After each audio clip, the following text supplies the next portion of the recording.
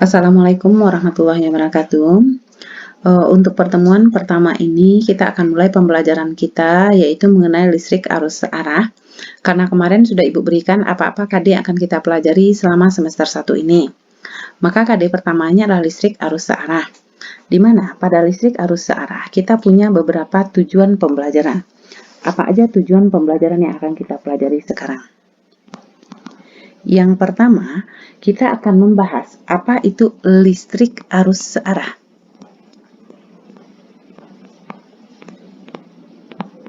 Kemudian yang kedua, kamu harus bisa bagaimana cara membaca alat ukur listrik. Alat ukur listriknya ada dua nanti, ada itu voltmeter, ada itu namanya nanti ampermeter untuk ukur arus. Kemudian yang ketiga, kita akan menentukan apa manfaat dan besarnya hambatan listrik.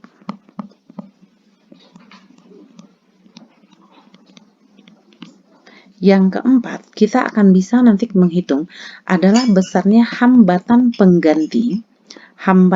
pengganti apabila kapasitor itu kita pasang beberapa, misalnya kita susun dia kapasitornya seri, kita susun dia kapasitornya paralel, atau kita susun dia secara seri paralel, maka kita akan mencari berapa besarnya hambatan pengganti. Yang kelima, kita akan membahas atau kita akan menentukan arus listrik. Besarnya arus listrik pada hukum Kirchhoff.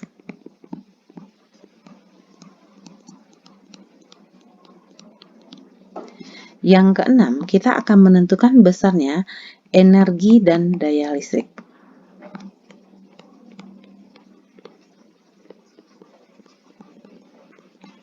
Nah, ini dia yang akan kita bahas pada bab 1 ini. Sekarang yang pertama, kita kembali pada tujuan pembelajaran kita. Kita akan bahas apa itu listrik arus searah. Kemudian, pada listrik arus searah, biasanya listrik arus searah atau ciri khas dari listrik arus searah. Ciri khas dari listrik arus searah atau yang sering kita namakan istilahnya dengan arus DC, biasanya ini bisa kita lihat yaitu pada baterai.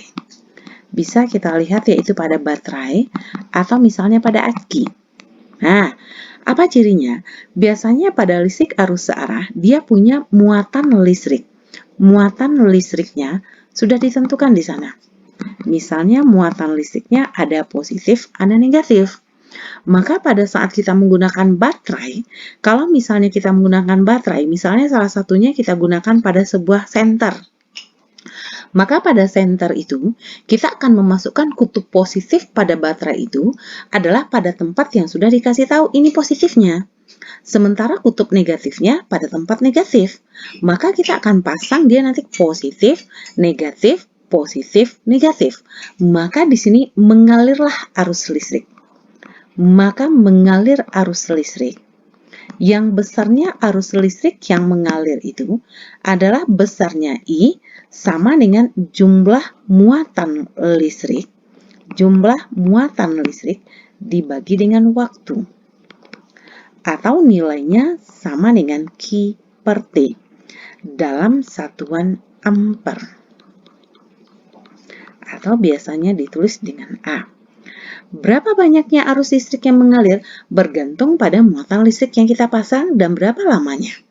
Semakin lama kita memasangnya, berarti arus yang mengalir semakin kecil dia. Semakin sebentar kita memasangnya, maka arus yang mengalir akan semakin besar pula dia. Maka sekarang, pada saat kita melihat listrik arus searah, jika kita melihatnya pada grafik dengan menggunakan grafik V terhadap T, maka kita akan mendapatkan bentuk grafik listrik arus searahnya adalah searah aja, ke atas aja dia seperti ini. Atau bisa juga nanti kamu melihat arahnya ke bawah saja seperti ini. Nah, ini V-nya, ini T-nya. Ini V, ini T. Maka ini merupakan nilai maksimum. Ini merupakan nilainya adalah nilai maksimum.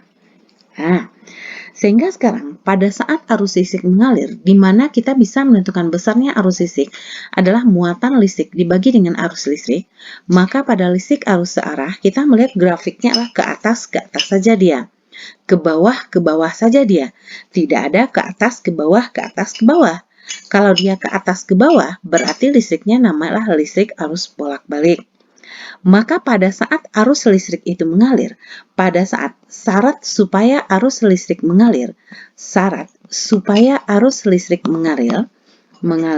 maka kita menggunakan rangkaiannya harus rangkaian tertutup.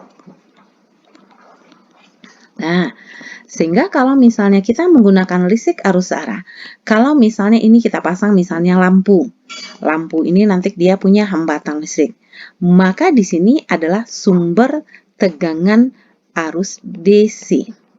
Nah, di mana yang panjang kutubnya positif, yang pendek kutubnya adalah negatif. Nah, sekarang kita sudah tahu bahwa syarat supaya arus listrik mengalir itu rangkaian harus tertutup. Harus ada sumber tegangannya. Maka akan mengalir arus listriknya, kita akan mendapatkan besarnya arus listriknya di sini. Pada saat arus listrik mengalir, maka kita akan bisa mengukur berapa besarnya arus listrik mengalir atau mengukur rangkaian listriknya. Nah, yang pertama kita bisa mengukur, misalnya kita ukur yang pertama dulu, kita akan mengukur yang pertama, mengukurnya adalah yang pertama adalah arus listrik. Nah, arus listrik ini bisa kita ukur dengan menggunakan alat namanya adalah ampermeter.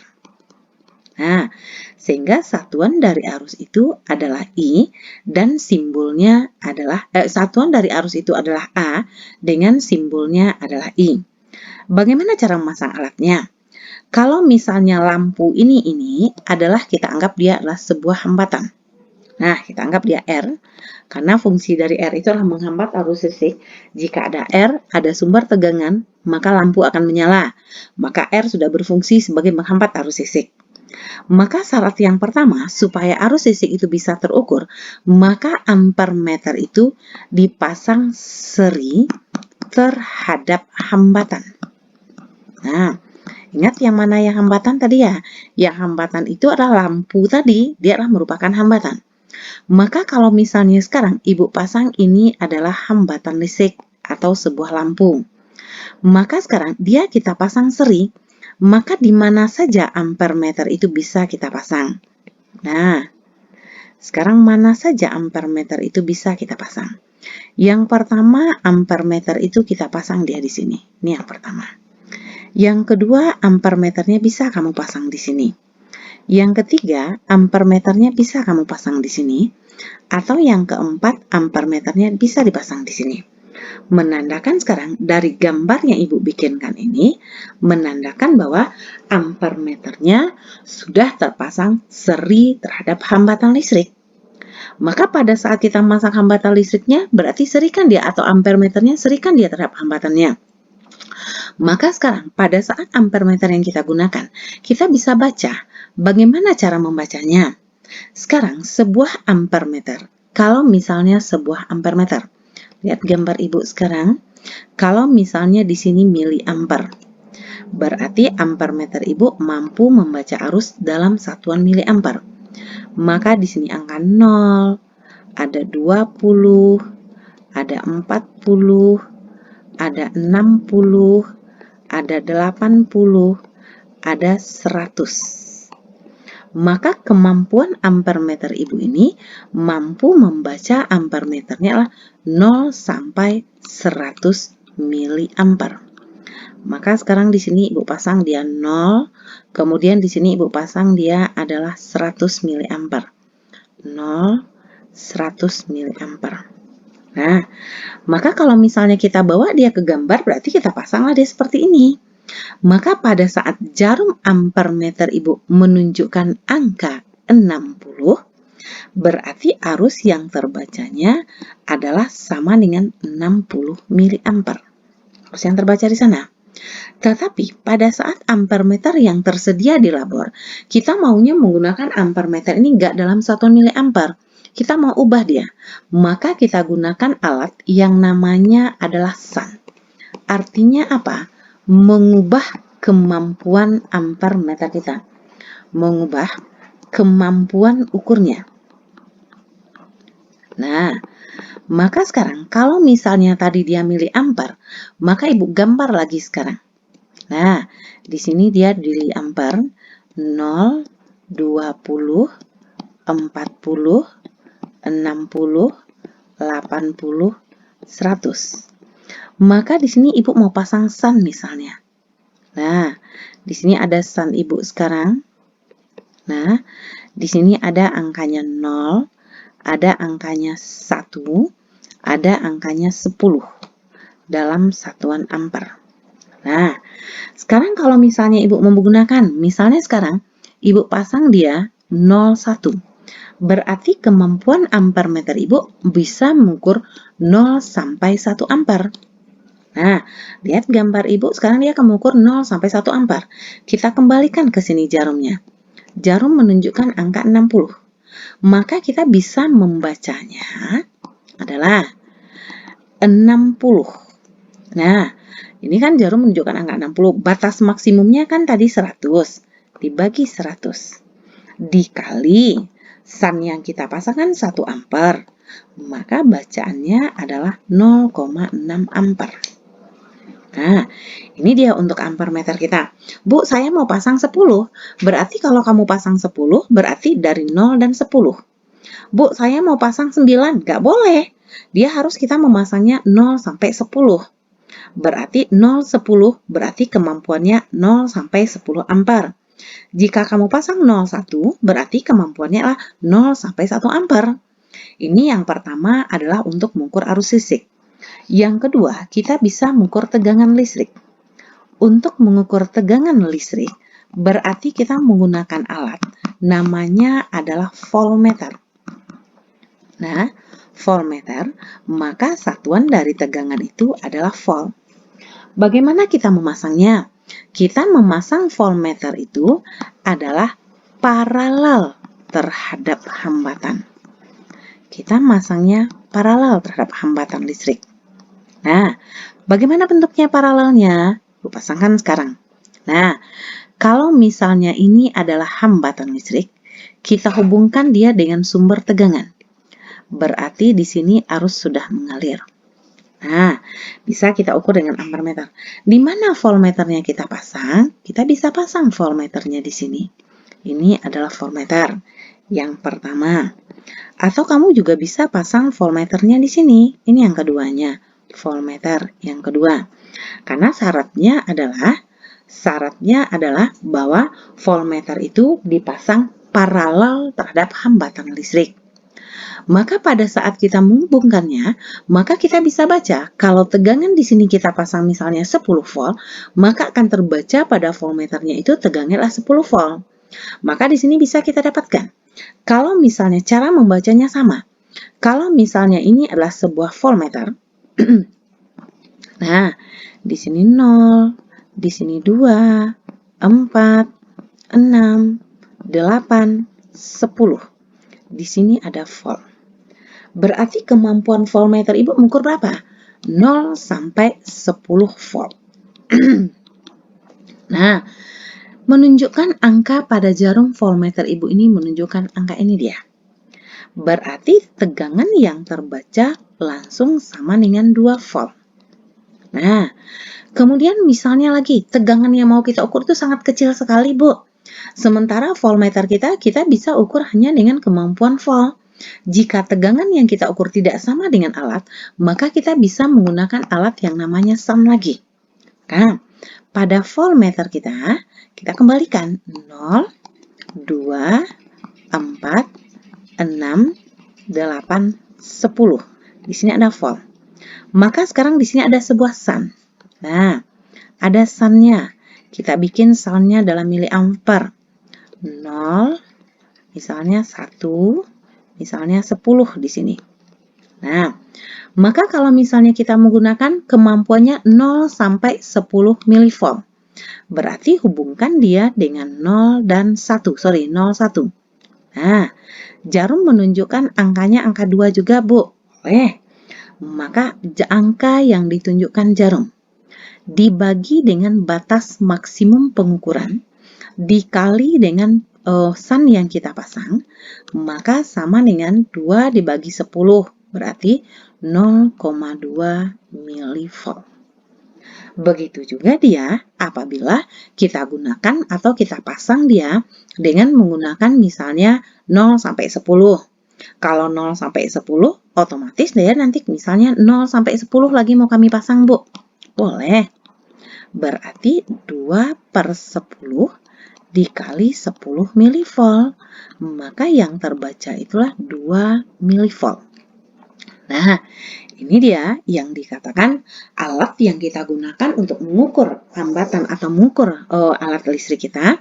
Ada yang pertama tadi voltmeter, ada yang pertama nanti tadi namanya arus ampermeter dan voltmeter.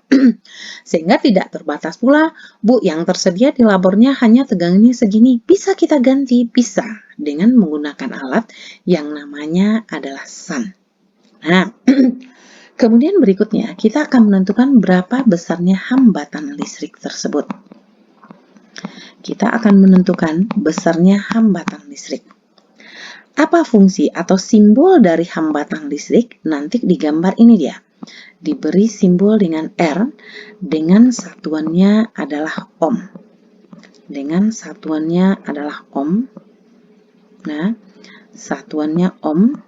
Atau biasanya satuannya disimbolkan dengan itu. Nah, apa fungsi dari hambatan? Namanya saja hambat. Berarti fungsinya adalah sebagai penghambat arus. Nah, pada lampu pijar, biasanya kamu bisa lihat jika lampu pijar warnanya bening, di lampu pijar itu ada gambar ini.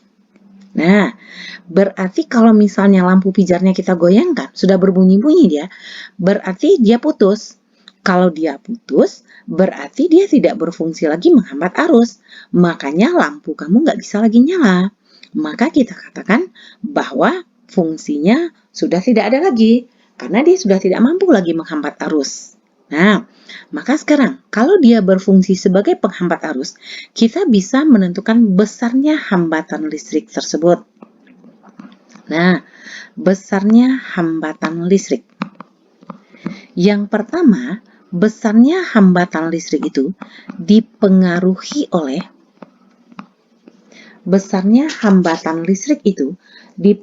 oleh yang pertama adalah panjang dan luas kawat. Panjang dan luas. Nah, yang pertama, semakin panjang atau semakin panjang kawat yang kita gunakan, maka hambatan yang kita dapatkan juga semakin panjang. Maka di sini Ibu katakan bahwa R berbanding lurus dengan panjang. Nah, yang kedua ada lagi luas penampang. Semakin besar luas, maka hambatan yang kita dapatkan semakin kecil. Maka kita dapatkan bahwa R itu berbanding lurus dengan 1 per luas penampang. Maka sekarang berapa besarnya R? Maka besarnya hambatan listrik itu setara dengan L per A. Nah, karena biasa kita tidak pernah menggunakan harga setara, maka setiap kawat yang digunakan, dia punya yang namanya adalah hambat jenis. Atau yang kita simbolkan dia dengan Rho. Dalam satuannya nanti adalah ohmmeter. Maka besarnya hambatan listrik yang dipengaruhi oleh panjang ini nilainya sama dengan Rho L per A. Nah, Rho L per A. Maka nanti kita bisa dapatkan semakin panjang kawat, maka hambatannya akan semakin besar. Semakin kecil dia, maka hambatannya semakin kecil. Maka pada sebuah kawat, luas penampang yang kita gunakan sama dengan luas lingkaran. Berapa besarnya luas lingkaran? Sama dengan pi r kuadrat. Nah, misalnya sekarang Ibu kasih contoh soalnya. Kita coba dengan contoh soalnya. Nah, misalnya sebuah kawat panjangnya adalah 90 meter, mempunyai diameter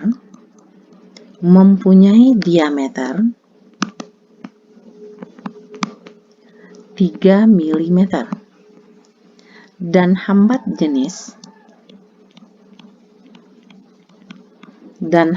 jenisnya 6,28 kali 10 pangkat min 8 ohm meter. Tentukan A. Hambatan kawat, B.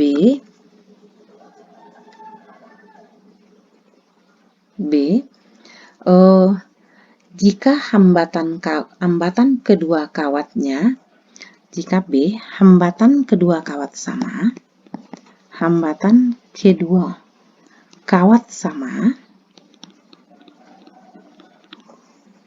tetapi hambatan kedua kawat dan berat kedua kawat dengan bahan hambatan kedua kawat sama, kemudian diameternya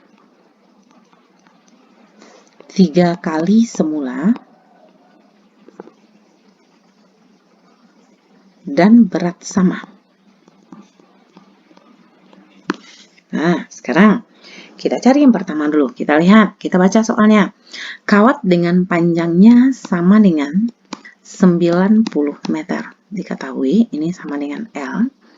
Dengan diameternya sama dengan 3 mm atau 3 kali 10 pangkat min 3 meter.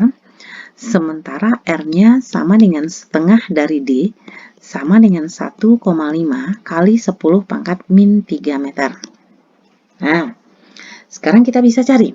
Luas itu selain sama dengan menggunakan pi r kuadrat, juga bisa luasnya dengan menggunakan pi d kuadrat per 4. Ya, cari luas.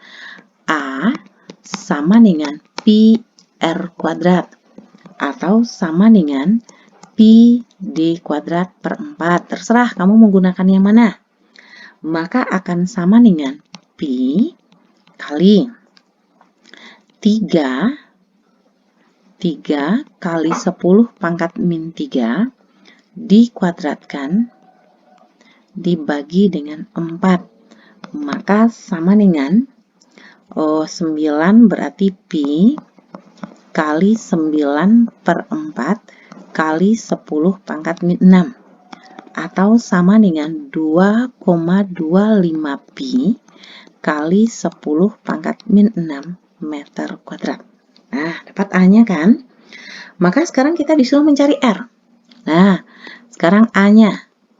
Yang ditanya di sini adalah hambatan. Nah, berarti yang kedua yang ditanya nanti adalah besarnya hambatan lainnya ya. R nilainya sama dengan rho L per A. Rho-nya di sini kan tadi ada. Rho-nya tadi kan nilainya sama dengan 6,28 kali 10 pangkat min 8 ohm meter. Ini kan? Nah, tinggal kita masukkan aja lagi. Maka sama dengan 6,28 kali 10 pangkat min 6 dikali 90 dibagi 2,25 kali 10 pangkat min 6. Pi itu kan nilainya 3,14. Nah, nih, kita bagi 2. Ini juga bisa 1. Maka sama dengan 2 kali 90 dibagi 2,25. Ya kan? 2,25. Maka sama dengan 100 ya. Nah, maka rho L per A berarti 2 sama dengan 2,25 ya, 2,2. Salah Ibu, ada yang salah Ibu kayaknya. Ini min 8. Nah, ini tuh min 8 juga ya. Berarti sama dengan kali 10 pangkat min 2. Maka ini min 2 ya. Maka sama dengan 180 dikali 10 pangkat min 2 dibagi 2,25 atau dapatlah sama dengan 0,8 ohm. Ini adalah hambatan kawat pertama kita. Sekarang yang kedua. Jika katanya berat kedua kawat sama. Jika berat kedua kawat sama, jika berat kedua kawatnya sama, maka kita bisa cari nanti. Nah, yang kedua coba lihat. Nah, hambatan kedua kawatnya, hambatan kawat kedua, hambatan kawat kedua. Berarti kalau misalnya di sini sekarang, nah, atau Ibu tukarlah ini dulu ya, kita tukar soalnya dulu ya. Nah, yang keduanya misalnya sekarang, yang kedua pertanyaannya, hambatan kawat kedua, hambatan kawat kedua jika berat sama, berat kawat sama, berat kawat sama, tetapi diameter 3 kali kawat pertama. Kawat pertama ini dia ya. Nah, berarti di sini untuk yang nomor 2-nya kita udah lihat beratnya sama, W1 sama dengan W2. Kan itu arti berat ya. Sementara D2 sama dengan 3D1. Nah, berarti berat sama. Maka sekarang berat itu sama dengan siapa? M1G sama dengan M2G. Kan itu dia ya. Nah, kita coret M-nya. M-nya sama. Maka sekarang massa itu sama juga dengan Rho sama dengan M per V. Atau M sama dengan Rho 1, Rho V1, Rho V1 sama dengan Rho V2. Rho V1 sama dengan Rho V2. Jika Rho kedua kawatnya, karena kawatnya adalah sama, berarti turunnya sama ya. Berarti, ini kita coret lagi. Volume itu kan sama dengan luas dikali dengan L-nya. L1 sama dengan A kali L2. Nah, maka sekarang kita dapatkan sekarang lagi. Tadi kan A-nya itu kan D-nya kan sama dengan Pi D1 kuadrat per 4 kali L1 sama dengan Pi D2 kuadrat per 4 dikali L2. Pi-nya kita coret. Nah, apa kan? Nah, D1 kuadrat L1 sama dengan 3D2 kuadrat kali L2. Nah, 3D1, sorry. Berarti D1 kuadrat L1 9D1 kuadrat L2. Coret ini lagi. Berarti L1 sama dengan 9L2. Ya kan? Nah, maka sudah dapatlah bahwa benar Ibu Tia.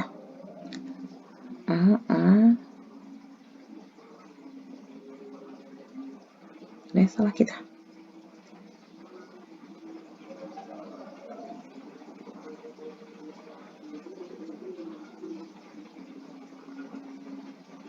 Nah, maka L2 atau L1 per L2 nilainya sama dengan 9, ya kan? Kemudian lagi, kita coba lagi A-nya. A1 per A2 sama dengan Pi R1 kuadrat per Pi R2 kuadrat atau sama dengan Pi D1 kuadrat per Pi D2 kuadrat per 4 ini, per 4 maka sama dengan D1 kuadrat per D2 kuadrat. Maka A1 per A2 akan sama dengan 1/9. Nah, kita kembalikan. Nah, kita sudah punya rumus R. R1 sama dengan rho L1 per A1 per R2 berarti per rho L2 per A2. Rho-nya sama, kita coret.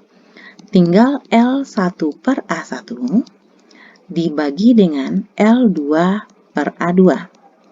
Atau sama juga dengan R1 per R2 sama dengan L1 per A1 dikali L2 per A2.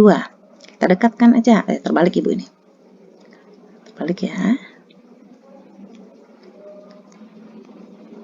Nah, kali dengan A2 per L2 sama dengan L1 per L2 dikali dengan A2 per A1 dengan L1 per L2 tadi sama dengan berapa? 9 ya.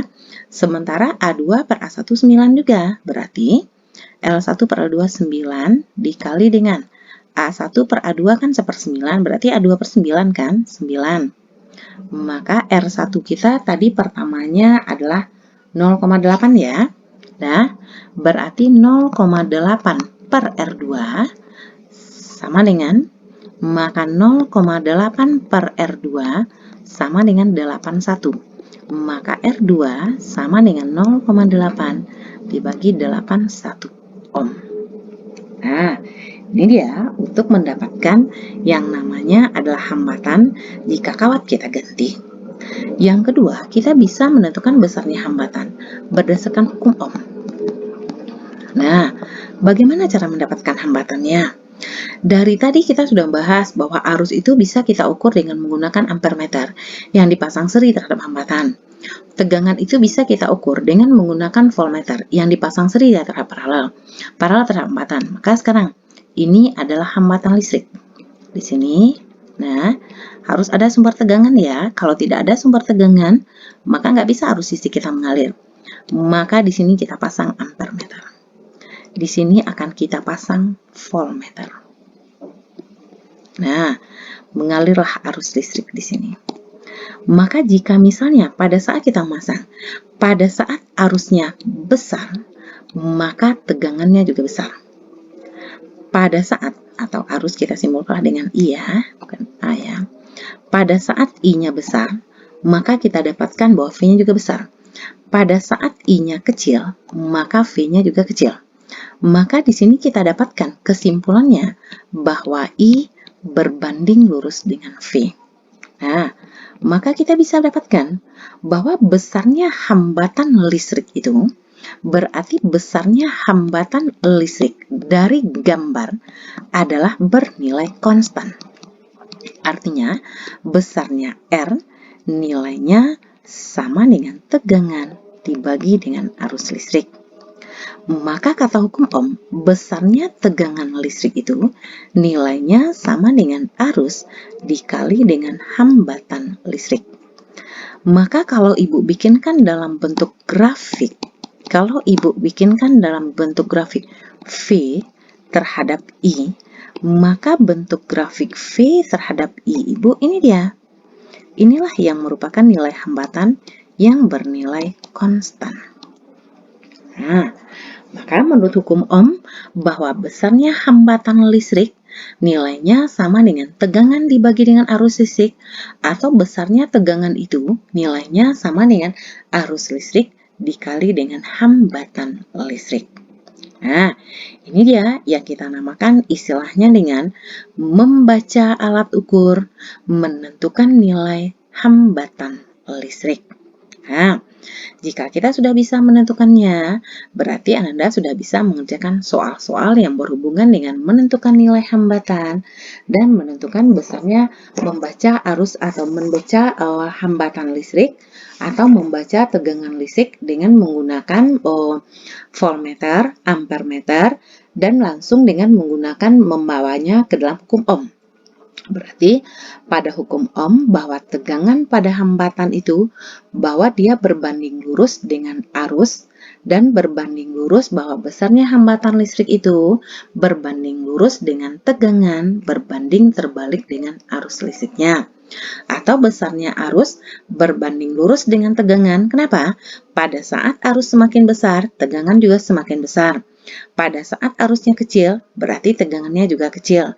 Di sini kita dapatkan bahwa I berbanding lurus dengan tegangan dan nilai hambatannya sama dengan V per I atau besarnya V sama dengan I dikali dengan R. Inilah dia yang dikatakan istilahnya dengan membaca alat ukur, menentukan besarnya hambatan listrik. Nah, mudah-mudahan Ananda Ibu bisa paham untuk menentukan besarnya hambatan listrik, menentukan membaca dan mengukur alat listrik ya, bagaimana cara pemasangannya, dan apa syaratnya supaya arus listrik itu bisa mengalir. Nah, mudah-mudahan dengan keterangan Ibu ini Ananda bisa paham semuanya, dan kita nanti akan coba mengerjakan soal-soal yang Ibu berikan nanti di Google Classroom. Dan untuk hari ini kita juga sampai di sini. Kita akhiri dengan membaca Alhamdulillahirrabbilalamin. Jangan lupa nanti membaca di rumah lagi. Membaca lagi lanjutan materi kita susunan hambatan listrik. Nah, sampai jumpa lagi Ananda minggu depannya lagi. Assalamualaikum warahmatullahi wabarakatuh.